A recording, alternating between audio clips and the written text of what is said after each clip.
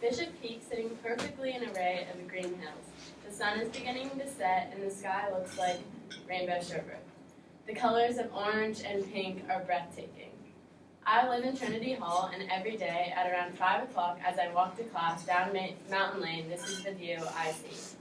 As you go to Cal Poly, I'm sure you've gone to the beach, hiked the P, maybe watched a few sunsets or two, and had these exact same feelings.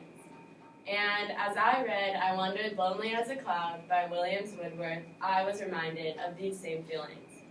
As this poem was published in 1807, it was actually inspired by an event in 1802.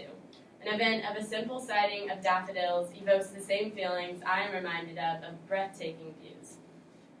These same feelings I'm sure each and every one of you have experienced at some point. These feelings of appreciation, these feelings of comfort, and these feelings of love for what surrounds us. These same feelings of which are highlighted throughout the poem. These same feelings are highlighted through imagery. Woodworth uses imagery to not only describe his surroundings, but also his connection to these surroundings. This imagery creates a new depth of the poem for the reader. So use this poem as a reminder to stop and look around and appreciate your surroundings, maybe even as simple as a group of daffodils. So with great pleasure, I present to you I Wandered Lonely as a Cloud by William Wordsworth.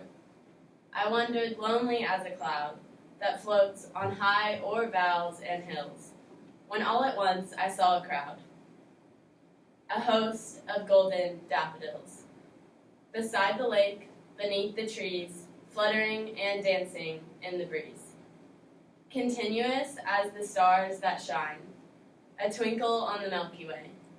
They stretched in a never-ending line, a long margin of a bay. 10,000 saw I at a glance, tossing their heads in sprightly dance. The waves beside them danced, but they outdid the sparkling waves in glee. A poet could not but be gay in such a jocund company.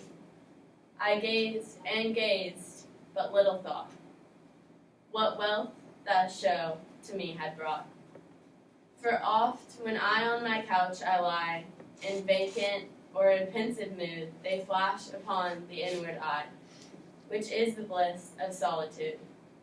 And then my heart, which pleasure fills, the dances with the daffodils.